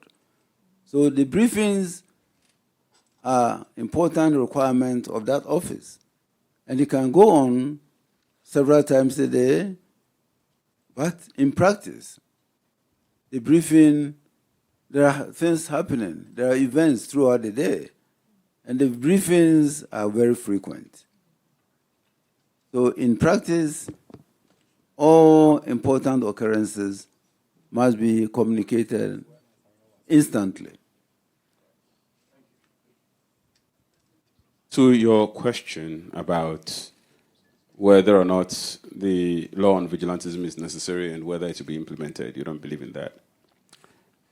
As a country, we've come a long way. Our lack of commitment and political will to enforce the laws of Ghana is well documented. However, I also believe in our capacity for repentance. As we speak, I have no reason to doubt the fact that come December, the vigilante law will be implemented. I have no reason to doubt. In other words, I have nothing that has given me reason to believe that it won't. At this stage, nothing has happened yet. The only thing that has happened is our past doubt, which you're right about, because we've had many instances in which I mentioned it in the presentation that political crimes have been assumed not to be crimes at all. That's part of the problem. The impression is if somebody does something wrong and the person's a political actor, because a political actor, well, then that's fine. I believe that if we come to the recognition that both parties stand to lose, as I indicated, if we continue with these vigilante tendencies, something ought to be done. I think not long ago there was an attempted prosecution of some political actor. I'm remembering something faintly, but when when the push comes to shove, political actors of the highest order are sometimes forced to take decisions because there are political costs and consequences, sometimes for not acting. Your own people can embarrass you, and I think it happens all the time. Your own people, foot soldiers, as the chairman, referred to the media, your own foot soldiers can embarrass you. And so a point comes where sometimes the cost-benefit analysis is made, and the question is asked whether we shall continue on this path of non-action and not only embarrass ourselves, but jeopardize the very future of the country. I think something can be done. And so, for me, the whole thing about the law, I believe that without the law, there were some existing laws. How adequate were they? First of all, the Criminal Offences Act itself is quite old. So there are a few gaps here and there. This law obviously has done something that wasn't before. But the difference between this law and the existing law that was before it came into force will lie in implementation. I think we should give the benefit of the doubt for now, for December, for us to see how, as a country, would implement this. Thank you very much. While I plead that we make our questions very brief and straight to the point, I also plead with our speaker and our chairman as well to make the answers brief so we don't get too much into the night. Chief, yes, and then I'll take you and Mr. Dwokbo. Okay, I'm Richard, a concerned citizen. Permit me to ask just two questions. Please do make it one. Unfortunately, that's the instruction I'm getting. Please. Thank you. They are very important. Okay. In your submission, Mr. Wuji, you said the EC is, accountable to Ghanaians and not the political parties. My question is, are Ghanaians living in Jupiter and political parties on Earth? In other words, are Ghanaians not the same as the political parties? So if EC is accountable or responsible to Ghanaians, is it not the same as the political parties? That is one. Thank you. I wish I asked this thank one. you very it's much. Very Please, important. Thank you. I'm sorry. Thank you, Mr. Bonas. I'm actually really out of time. We're supposed to just squeeze in and be able to. Thank you very much. Thank you. My name is Prince Kwame. Exactly what I wanted to ask, but to quote Mr. Abochi in 2012 relating to this particular issue, Mr. Chairman, with your permission, I would want to quote that the generality of Ghanaians are divided among the political parties, who becomes the political customers of the Electoral Commission. This is Mr. Kofi Abochi in 2012, when he was teaching me constitutional law. Oh my goodness! Fine. This is to buttress the point that the Electoral Commission doesn't have absolute independence. That is borrowing from Article 55 of our Constitution. So you were his student. I was his student. Thank you. So anyway. I disagree with him when he says that the Electoral Commission is not answerable to the political parties. Okay. But rather to generality of Ghanaians. I think the bearer of the statement is right so here. So to ask him to further throw the lies on whether the Electoral Commission is independent or not. I think that's fair. Absolutely. All right. So I know I'll be eating for this statement. All the parties will come hard on me. But here's the thing. I haven't repented of that statement I made, that they are customers. It's not contradiction. The point is this. If you draw a Venn diagram, assume we are doing mathematics, and we write Ghanaians and write political parties will be within the brackets of Ghanaians. That's what it is, right? If you can picture that in your mind, and that goes to what you're saying. The point is simply this. I'm asking, who are the ECs, who is the EC answerable to? And the answer to that is that it is Ghanaians in general and not the political parties per se, because the political parties are participants in an act. So the political parties have a certain responsibility to in terms of stakeholder. But Ghanaians, in terms of constituency, they are two different things. So the political parties have they have a stake in there because they are the ones participating. They are investing money, resources, energy, and all that. So they have a stake.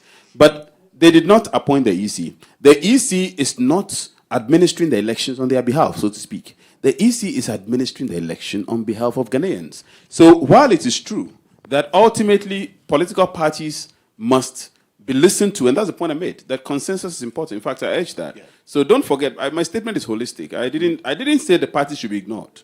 I said the EC must build consensus. It must continue listening to the parties. It must ensure that it carries the parties along. The inter-party advisory committee that has always been there, these are things that have ensured the peace and stability of our country. But when push comes to shove, ultimately, the EC has a constitutional mandate, and the EC reports to Ghanaians. So the parties must not be allowed to hijack the process. It's the hijacking I'm talking about. Right. But I'm not saying they should be ignored. And I actually went ahead to say, if the EC actually ignores the parties, there are consequences and dangers. And I said the consequences and dangers is that the political parties, through their members, I mentioned that, who are in their millions, again, I mentioned that, can cause chaos and instability. So it's a question of theory and practice. In theory, the EC is only answerable to us, in theory. But in practice, it can't ignore the parties, because it ignores the parties at the very peril of the country. And the country itself won't forgive the EC. And that's why I said Ghanaians will hold the EC accountable if the parties cause chaos, for example, because they are ignored. Ultimately, the EC still has to explain to us. So don't misquote me. And your lecture notes are not meant for here. What is taught in the Gimpa Law School remains there. Thank you. Thank you. Mr. Dokwa, thank you. Thank you very much, thank you. Alfred. Thank you. Thank you. You let it remain there, Chief. Thank you. Thank you so much. I am disappointed that Speaker is not able to speak to any issue as regards what happened in Ayawaso West, Wogon. But I can live with the fact that he agrees that the biggest challenge is got to do with the 1992 Constitution, which promotes winner takes all. Now, he also confirms that the winner takes all comes in the nature of appointments made by the president. And you were specific about the police and the electoral commissioner and so on and so forth. Now, for us to change that, it will require the same executive, the sole beneficiary of the status quo, to have that change happen. How are we going to have the beneficiary of this winner takes all have it changed? Thank you very much. Thank you. Okay, you have quoted me I didn't say that. But what you said is correct. So it is correct, but I didn't say it. And I know you're saying it because you're trying to bring me into controversy. I didn't mention those appointments. But it is true. I'm not saying what you're saying is wrong. No, but you were very specific. Yes, you I didn't said mention that winner takes all comes in the form of appointments. And I left it there. And certainly, all those appointments. So now that's yours. Thank you. Thank you. You are being very smart in a dangerous way. So what you're saying is true. I said it comes in the nature of appointments, and I left it there. But you want to create controversy. Okay, so I look. The truth of the matter is, and this is something outside this lecture, but the truth of the matter is that we have saddled ourselves with a constitution that has problems. The people who can change the constitution are beneficiaries of the problem. Therefore, they have refused to change it. So the problem we have is that we are saddled with something everybody knows is a problem. And if you speak to MPs, I speak to many of them on the site, many of them, they lament about the same problems. But then they'll tell you that at the same time, especially when they're in government, it's so nice. Majority of ministers are appointed from parliament. When you remove that clause, which everybody says is undermining parliament's work, it means they would not be ministers anymore. And it means that then they have to choose between parliament and the executive. And it's a question of incentives. So people know the right thing, but there's a sense of they not having the incentive to want to change because apparently they are benefiting from the status quo. Right. So the Constitution of Ghana has problems. Everybody acknowledges that. But it appears that the problem is benefiting a certain section of our society who also have the power to change it. We're rounding up in 10 minutes. Just one point. The Constitution of Ghana has problems, but the NDC was prepared to amend it, and they took steps towards that end. Unfortunately, the present president has ignored it. You must admit that. That is the duty of a scholar. Thank you. Anyway, Mr. Wingobit is behind that, and please, we'll just get to the other person as well. Thank you very much, Mr. Moderator, for giving me the opportunity. I want to ask our brother, Ernest Kofi Abuchi, as to you were commissioned and now you are decommissioned. So you speak like an ordinary person, like myself here. Your report recommended that they should reprimand some persons in government. The government came out with the 8 white paper, and that punishment or that reprimand hasn't come. Today, that same person who owned up in public that he sent the troops to Ayawaso Wagon has been moved from the Flagstaff House or the Jubilee House to the Interior Ministries as a Minister of State for 2020 election. Speak as an independent person. Will you, if you get close to the president, for the sake of peace for 2020, will you advise the president that he should remove him from there back to the Flagstaff House?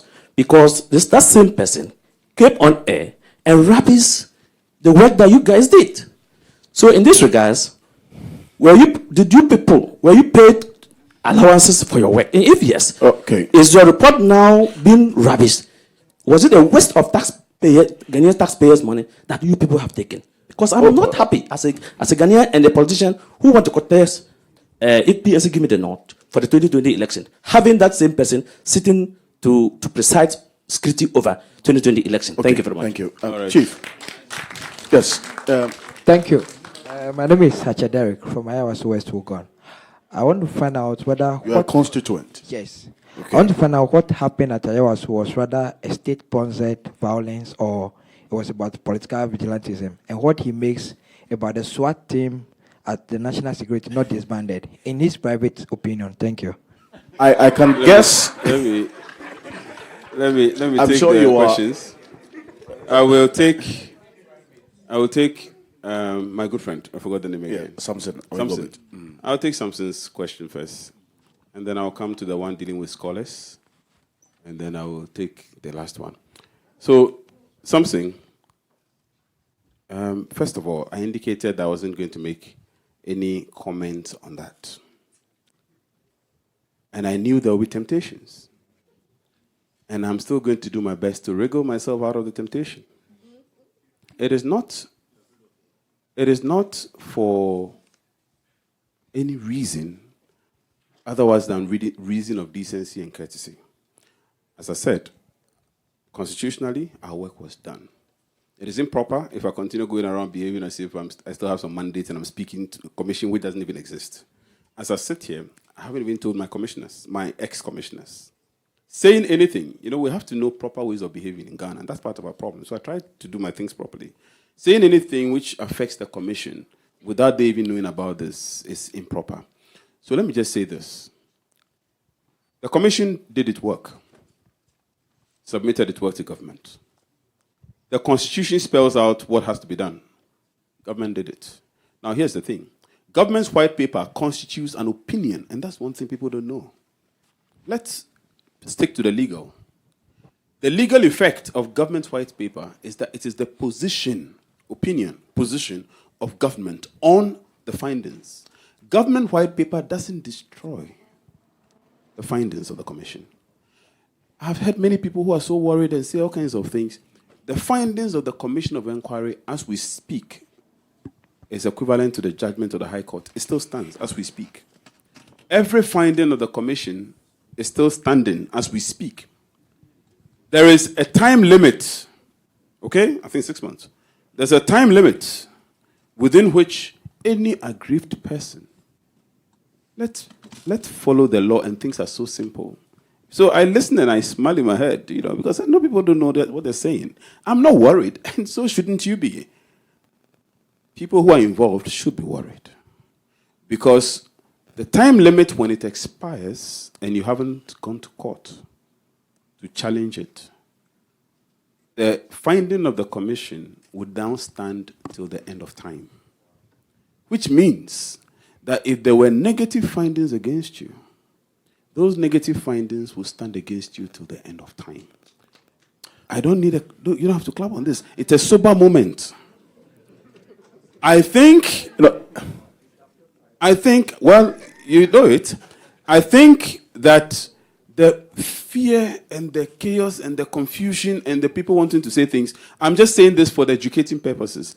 I think that people who actually have grievances against the commission findings should go to court. I think so. I think it's in their interest that they should go to court. Because once the time freezes, the 6 months is still not yet there. But once the time freezes, it gets frozen in time and it creates, and you have to listen carefully, it creates disabilities.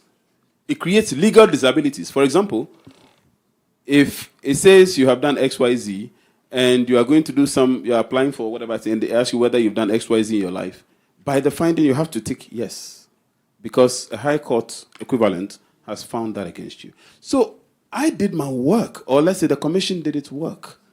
I don't want to say anything about the commission's work again. So your worry, and I'm not going. You see, I haven't answered you, and I'm still not answering you about whether whether somebody can be appointed properly, and what's my opinion. Do you think is right and wrong? Whether I should disclose my allowances to you so that you follow me around and be asking me for money. I won't say anything. All I'll say is that the law is clear on what it is. Let me come to my senior brother who spoke about the scholar. What I'm doing, I think, is what the scholars do. And I repeat it. Let's be honest to ourselves as a country, or we'll forever continue tickling ourselves and laughing to our own tickle. It's a waste of our time. Look, go back.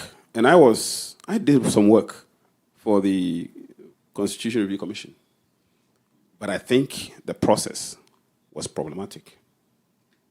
I think the Constitution Review Commission was not inclusive. And I think that's where the problem started from. And everything in this country always has that problem. We do things without inclusiveness.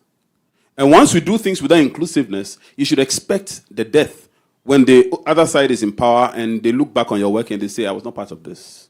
I think the Constitution Review Commission, by reason of its nature, I think the process should have been bipartisan from the beginning, before it even entered Parliament.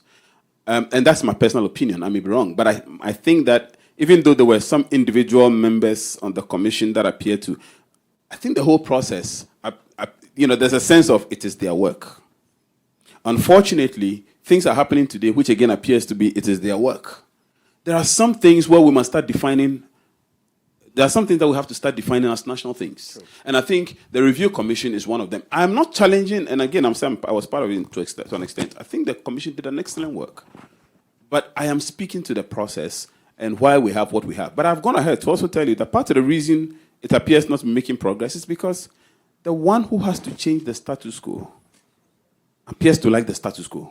And that's where the problem is. Particularly some of the key ones that will lead to reducing the powers of certain officers, to taking away the appointment authority, to removing MPs from becoming ministers. You know, those are important ones. But, of course, nobody wants to hear anything about that. So these are some of the key things. The last question, I've forgotten what he asked. But I think it was just around the same concerns. Yeah. I'm going to take my final question, please. Yes. No. Hello, my name is Martin Nasiedu Date, and this question goes to you, Mr. Francis Poku. I remember that you were taken out of office under some strange circumstances, and then we want to find out whether you know why that happened. Have you been able to establish why you were taken out of office under former President John Agyekum Kufuor? And secondly, you left to stay in the United Kingdom. Was it a self-imposed exile, or there was some deliberate decision behind that? Thank you. Thank you very much. Sir. Yeah, thank you very much. I'm very grateful to the former president, J. Kufuor. He did not make any statement when I left office. The rest happened to be speculations. And because no statement was made, everybody tended to say a different thing. So I'm grateful to him for acknowledging my service, and I haven't had any problem.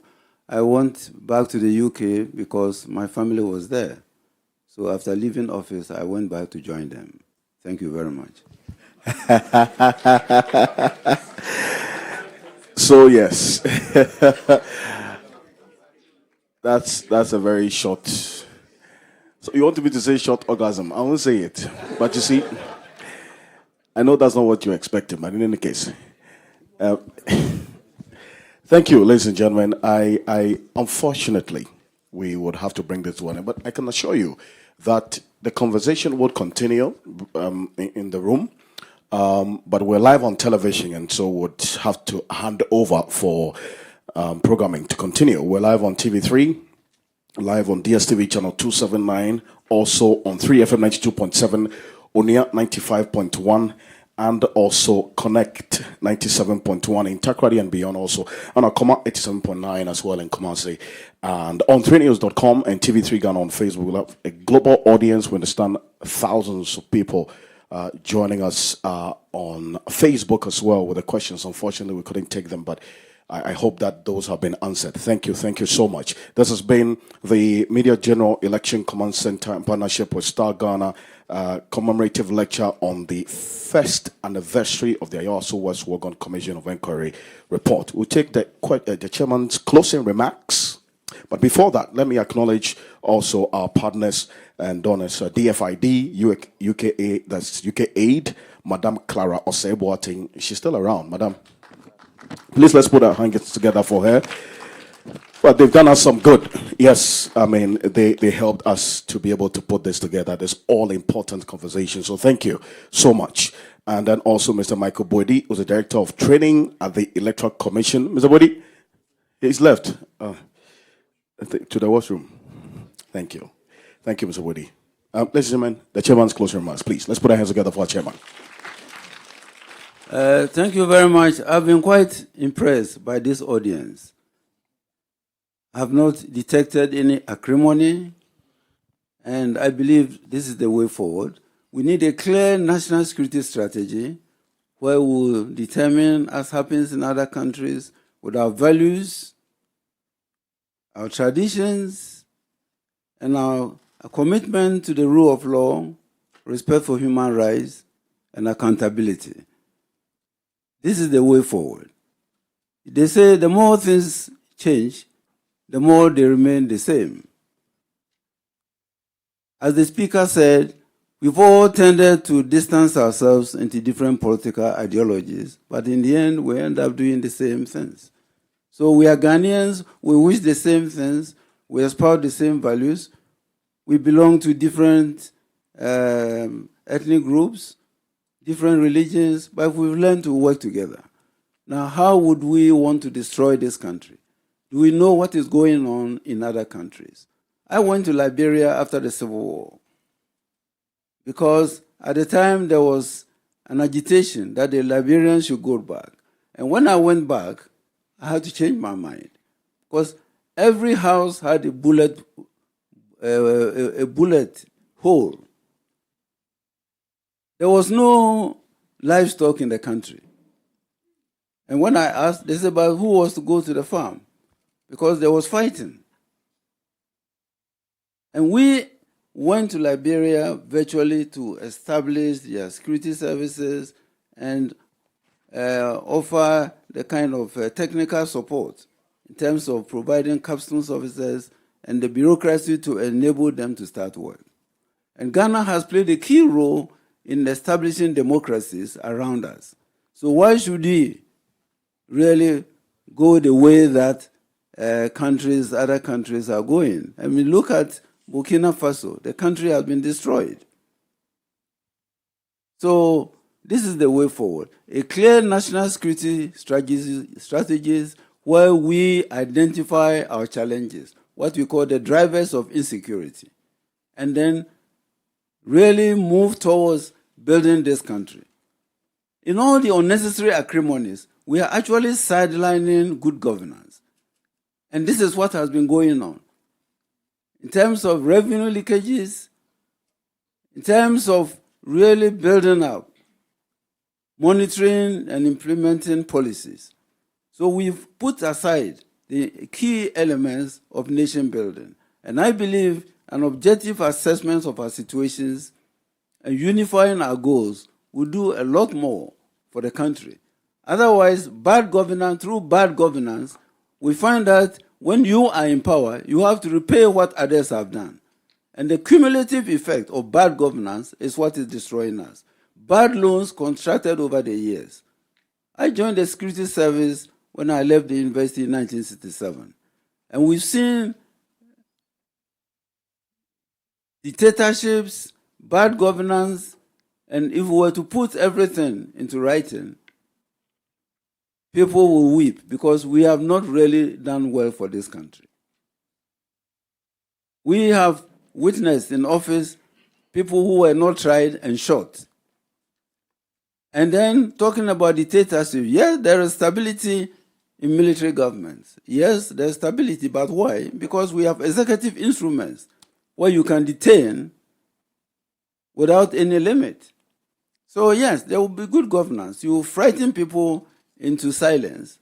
And if that is what we mean by stability, then, So please, let us go the peaceful way. Let's avoid acrimony.